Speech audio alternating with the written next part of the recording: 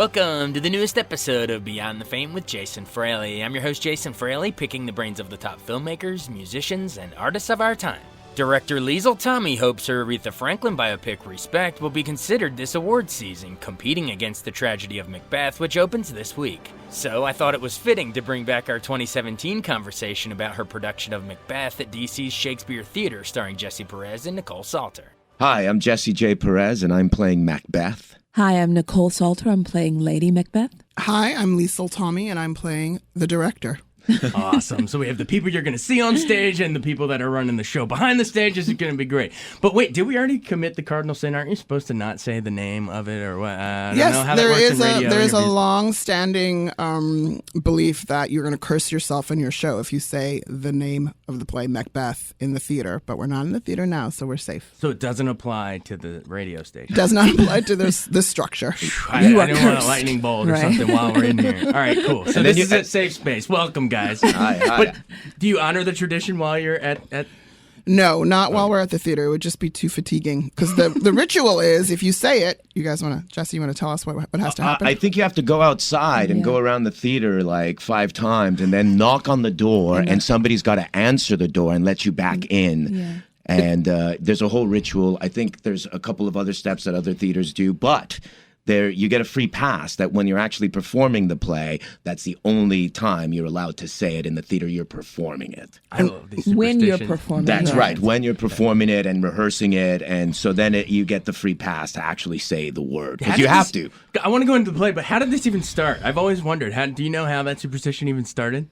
I don't know, but I do know that when I was a young actor and I would say it in the theaters, the older actors would always send me out, and I thought it was a joke, like you cannot be serious, Like but hazing or something? yeah, but no, they were Truly. dead serious, and because they had all been in productions of Macbeth that had gone horribly wrong, so they believed it. I had the experience just a couple years ago in Berkeley, not doing a Shakespeare show at all. I mentioned the name, I don't know why, and everyone in the dressing room turned and looked at me and they said, "Get out." Yeah.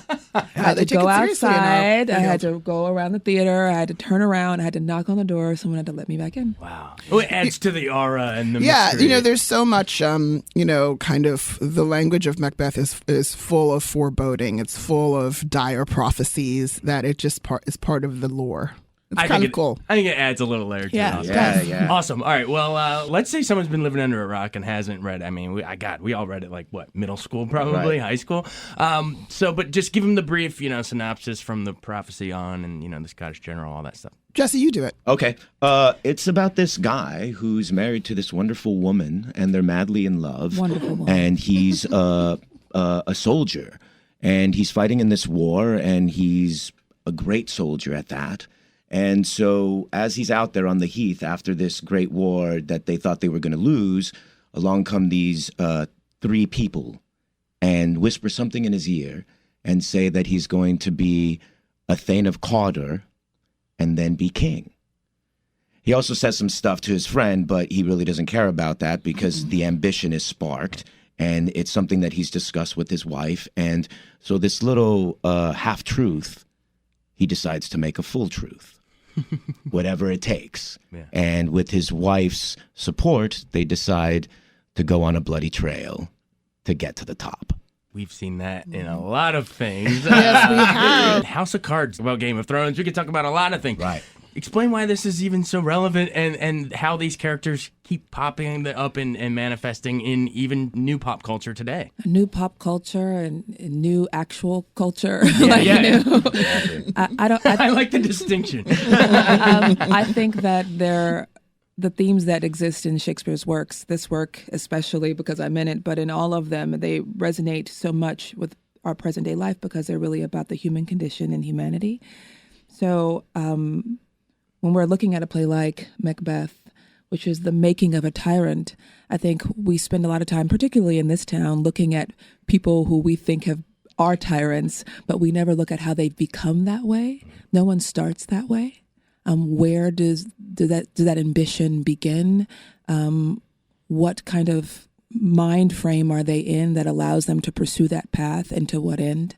I think that those are things on various levels that we're all a part of. That's a continuum we're all a part of. You have it and I have it. We just have it to a different extent and perhaps in a different direction. Hopefully healthier level. Right. Hopefully, but not always, and the ways in which we rationalize and justify our behavior to assuage our own pain, our own inadequacies, our own lusts.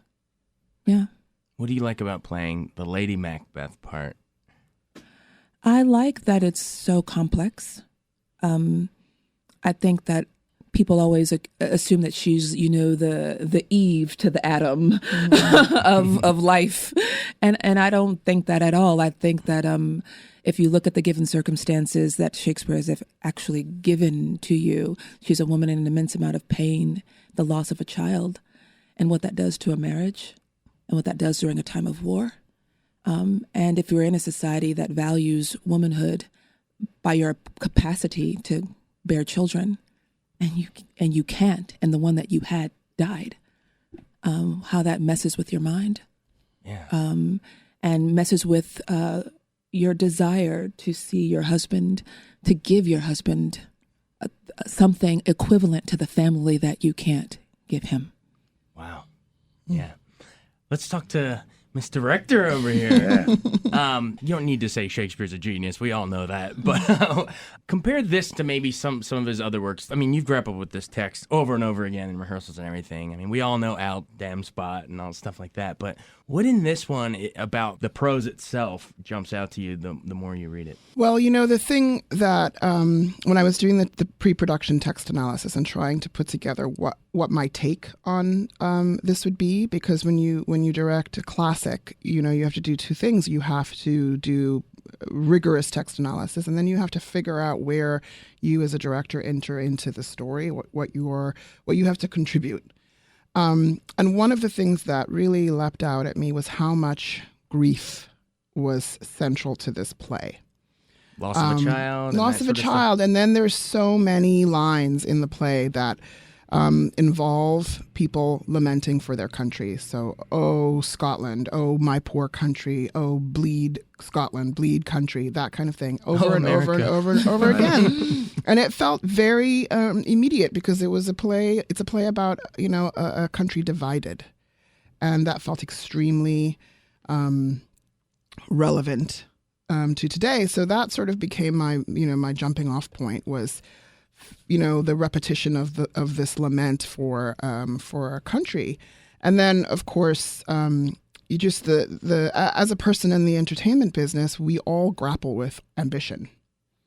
And we all grapple with conducting ourselves with integrity in this field. So it felt very alive to me, the struggle that Macbeth goes through, because he doesn't leap into this decision quickly. He has so many moments where it's a really deep and complex and emotional struggle, and which is of course why I cast Jesse J. Perez, because he is a deep and complex person. He's a badass, but he has a great deal of sensitivity, and that is always when you can humanize an element like ambition and really unpack it, which is what Shakespeare has done.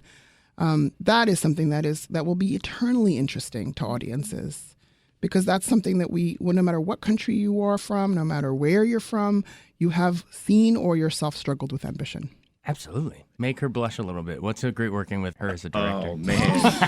I've known... Well, she just called you a badass. Yeah. You need to return serve. I've known Lisa for a long time, and I remember when we first were out of school, we got to work together, and we basically rehearsed in a closet. And we had a 2-week rehearsal period to put up a new play. It was no wire hangers. Yeah, summer play festival.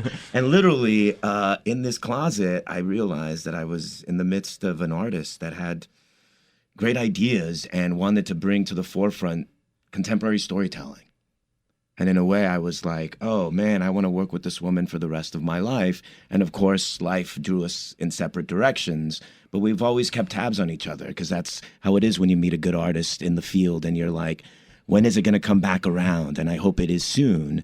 And hopefully I can work with her as a company member. Right. So that way we can develop this shorthand and trust each other in a room where it's safe, and yet we can do the most dangerous work possible.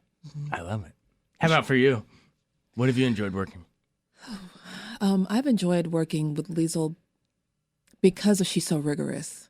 I feel like so many people that I've worked with in the past have been pretty good about clarity, directing for clarity of story, but they don't have like a take. They don't have an artistic voice as well. Okay, yeah. So working with someone who actually has a vision and makes it incredibly comfortable for you to trust that your contributions are being guided into a cohesive whole that's going to be badass.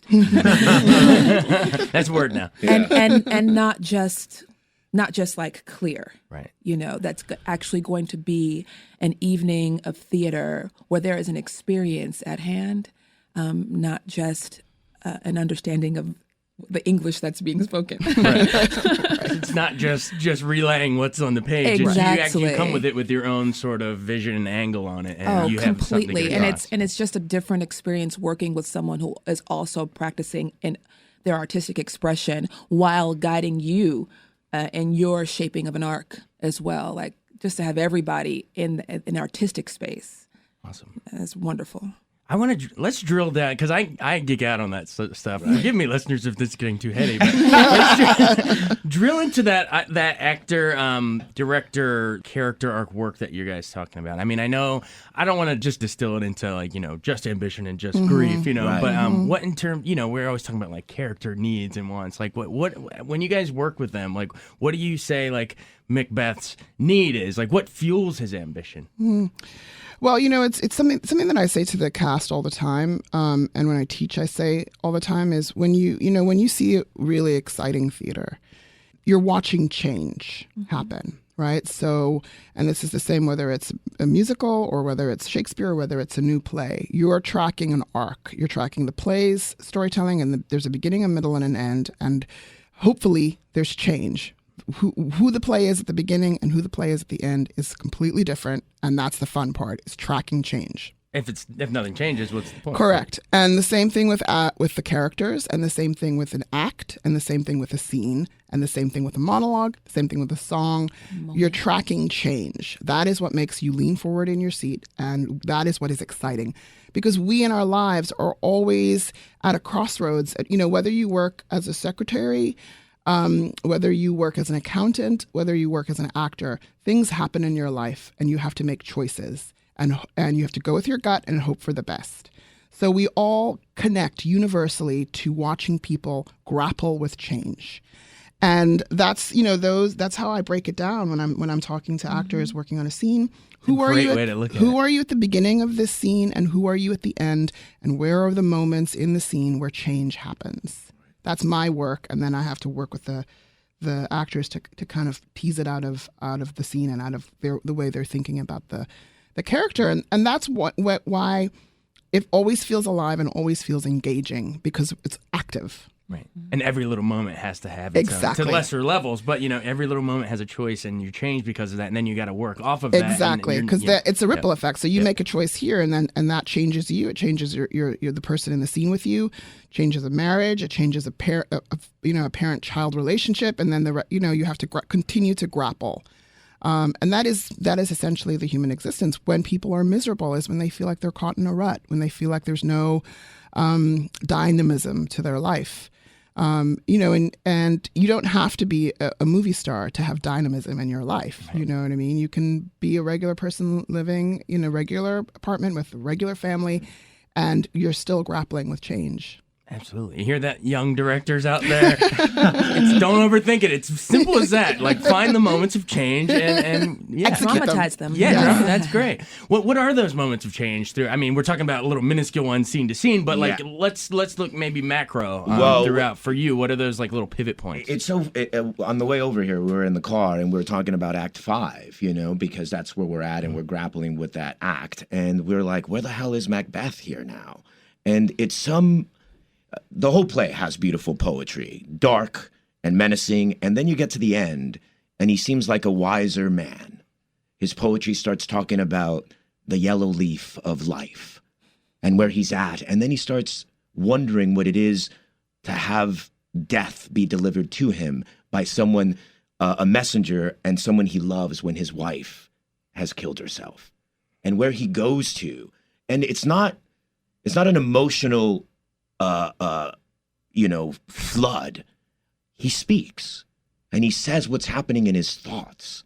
So how do you fight that emotional gauge to let it all go and completely fall apart on stage and focus it to make words to explain, not only for yourself, but to the people that are listening to the story to come along with you and let him know where he's at. And that takes wisdom to do that in Act 5 and be a person that has lived, to come at, for somebody to come at you and be like, hey, your wife is dead.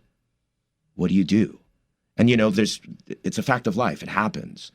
But then to put it into some of the most beautiful poetry ever written and place it out there in a way that floats and it's not too emotional that they don't understand it. But I don't know. I'm grappling with it as we speak, so I don't know how to do that quite yet. Sure. And that's why I'm working with Liesl Tommy. That's why we're here talking it out, baby. Right. But yeah. Do you have any thoughts on your character, Lady Macbeth's, her major, what were we saying, pivot points of change? Yeah. Well, her major pivot points of change. I mean, her journey to me does seem to happen so quickly, but so deeply. I think getting the initial idea to pursue the ambition beyond the theoretical is a huge shift that provides her life with that fire and that dynamism that was lacking before that. I mean, she talks in the play about her ignorant present, just the vapidness of her existence until that moment when she has something to aspire to. And then the descent into the realizations that lead to her utter hopelessness. Just meeting all of those points as well. Awesome. You guys kind of alluded to it earlier when we were talking about, its relevance today, but why is performing this in Washington? I mean, this is the ultimate town of ambition and, Correct. Backstabbing and that kind of stuff. So why is it, I don't know who wants to take that one, but. Well, when I came up with, with the take, with the concept, the C word, it was definitely influenced by the fact that I was going to be doing it in Washington, D.C. I definitely feel like that it's a political town, that the audience is sophisticated in the manner that it is sophisticated. I could bring a certain kind of political and international worldview into the play, and they'd get it. So maybe I wouldn't do this particular take if I were doing the play elsewhere, but I feel like this is quite an informed audience in terms of the intricacies of politics and, international warfare. Gotcha. What do we see visually? We've talked a lot about the themes and characters and arcs, but I mean, if our listeners hear this and show up, what are we seeing? Is it when it was written, like 16 something? Yeah. But is it contemporary or is it set back? Yeah. No, it's contemporary. I call it it's placed in the future present. Okay, is how I describe it, and because it's sort of it has this now and forever feel to it, and it takes place in North Africa. Libya was a very, very important visual reference for us in terms of the research for the clothing and for the design. And, I'm originally from South Africa, so my point of view, my politics were shaped in a certain way, So when I was doing the interrogation of the script, I thought the first question is, after you struggle with ambition and Macbeth and Lady Macbeth and that marriage, the next is, who are the witches in the future present? In our world today, who gains from whispering into the ear of an ambitious general that they should kill the king or the president or the prime minister? And it was because I kind of came up with this idea about who the witches were in the present. Are you allowed to share that with us? I am. I will. The witches. So if we're placing this in North Africa, in an oil-rich region of the continent, people who want to influence and control the leadership of that continent are usually Western interests. Right. They want a puppet leader that they can control so they have access to resources. Down goes Gaddafi. Up comes What? whoever we want to prop Yes, up. exactly. Right.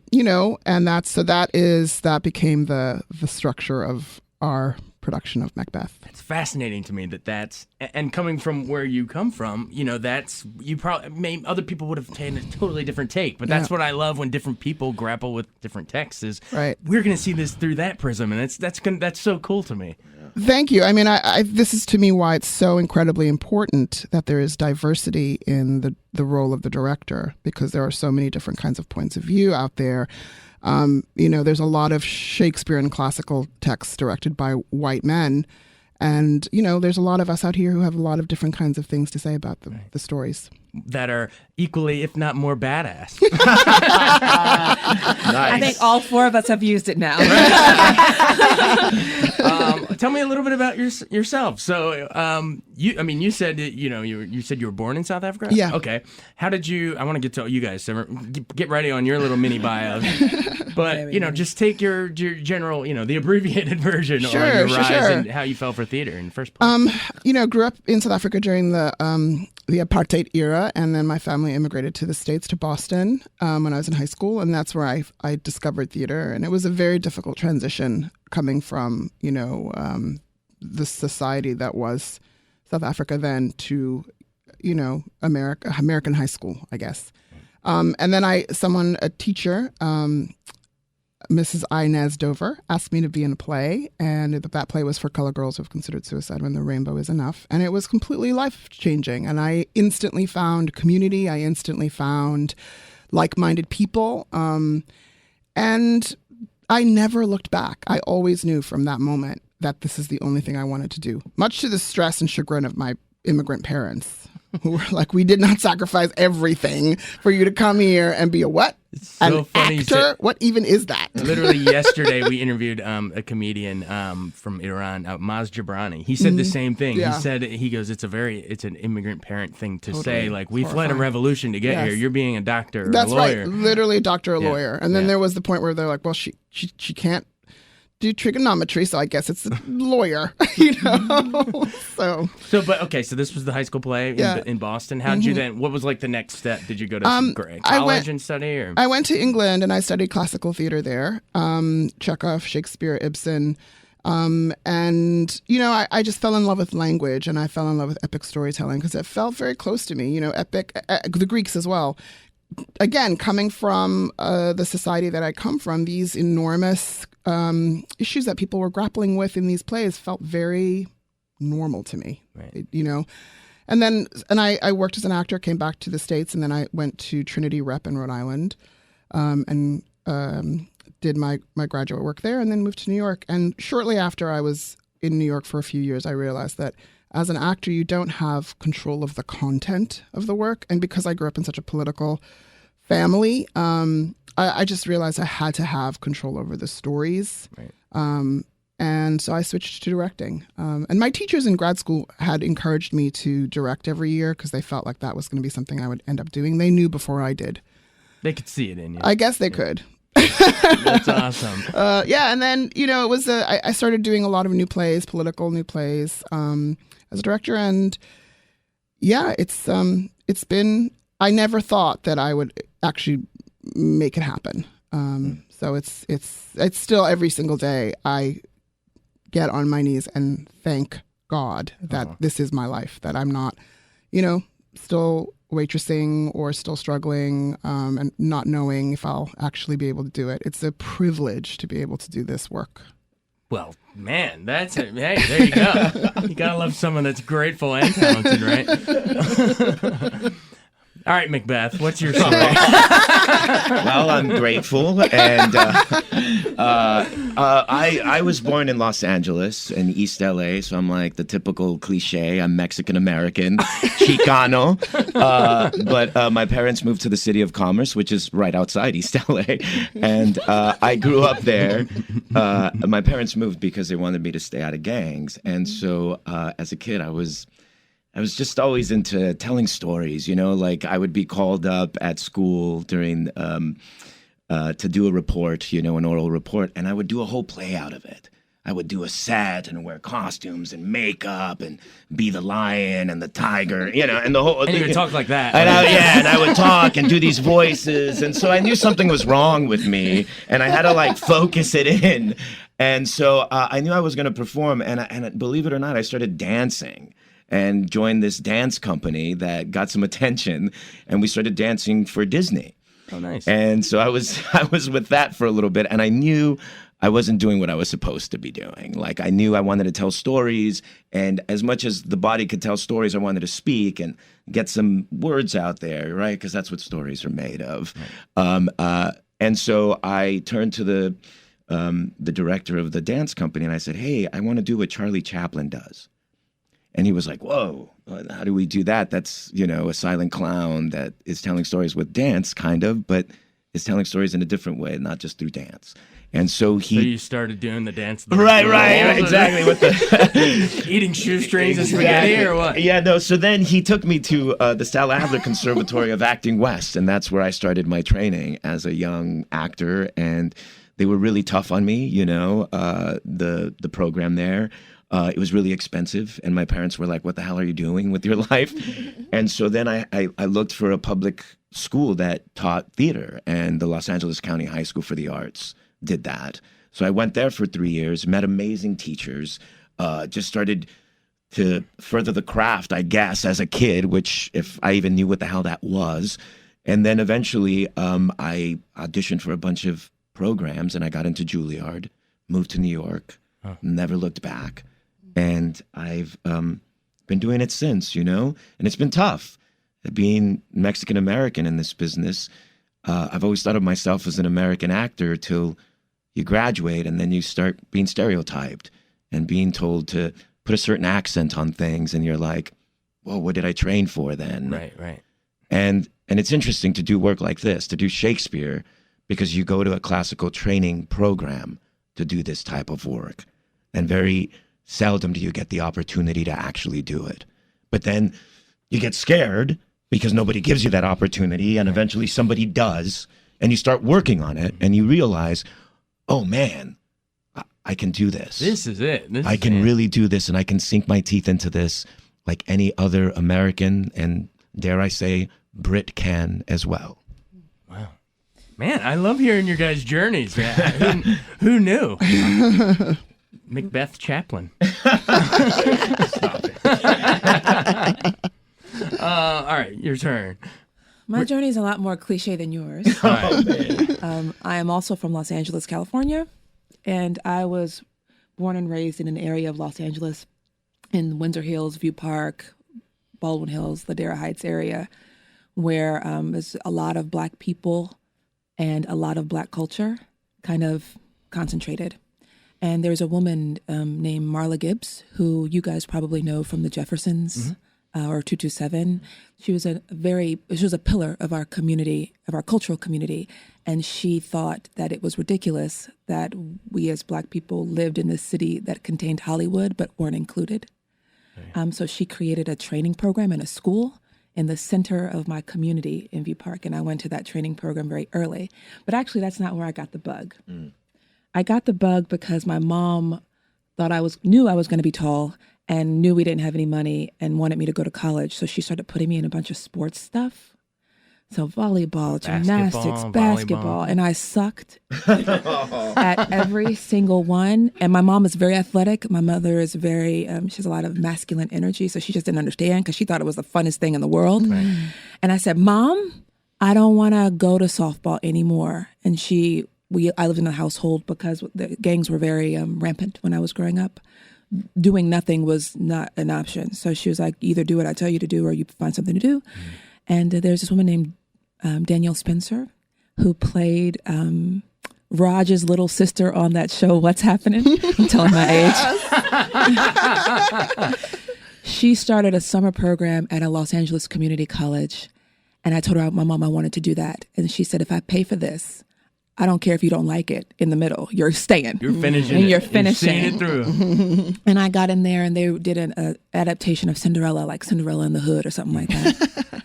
And they cast me as Cinderella. So that's when I got bit. Yeah. And I learned all the lines. everybody's lines, everybody's blocking, all the choreography. I could do the whole show by my damn self. Wow. Just happened your fairy godmother was on What's Happening. Right.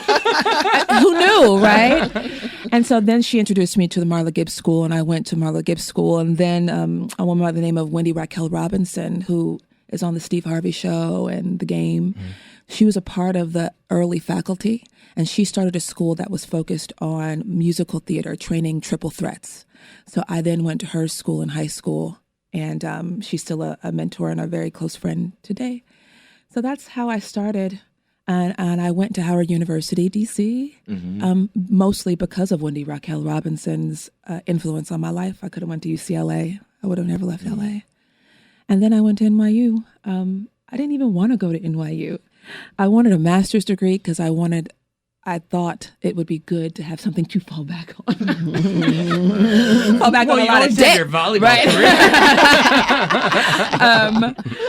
And I didn't want to go. I wanted to go back home, but something about the universe knew that I should be there. And I got in, and I asked Zelda Fichandler if I could defer. I said, so can I defer for a year and come back? I just need time away from school. And she was like, you could reapply. Yeah. I said, I guess I'll see you in August. Yeah.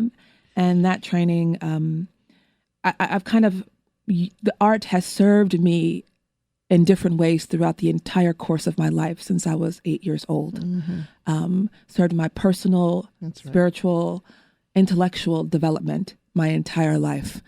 And now at this point in my career now as an actress and a playwright, I'm so thankful that I have that platform and that medium and that skill and that craft to participate in my society, because it's where I'm supposed to be.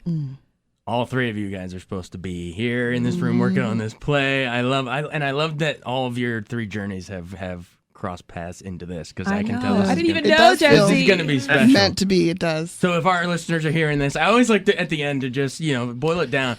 Why should they come out? Well, if you like badass theater, There it is. no, if you want to see Charlie Chaplin and a volleyball star. That's right.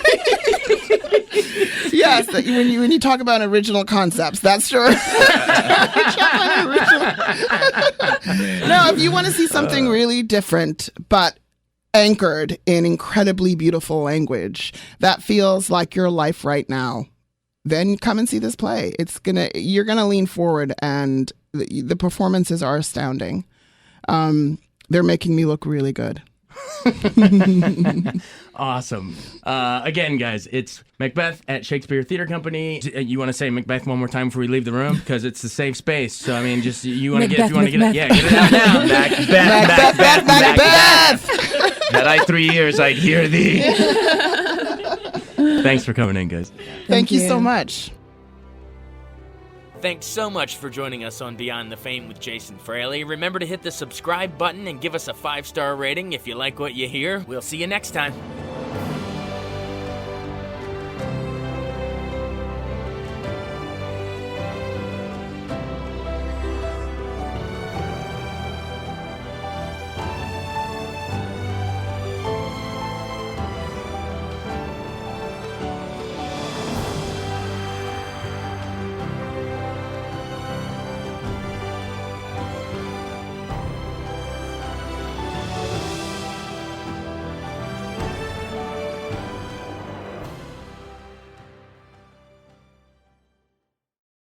I wanted to take a second to tell you about an app I really enjoy. Living in the DC area is great, and Podcast DC gathers all of the local shows that I like all in one local app. Health, sports, local news, politics, and so much more. Podcast DC is the new local app with hundreds of DC area podcasts to choose from. I can earn exciting rewards just for listening and share the podcasts I love instantly. Available in the App Store or in Google Play, listen local with Podcast DC.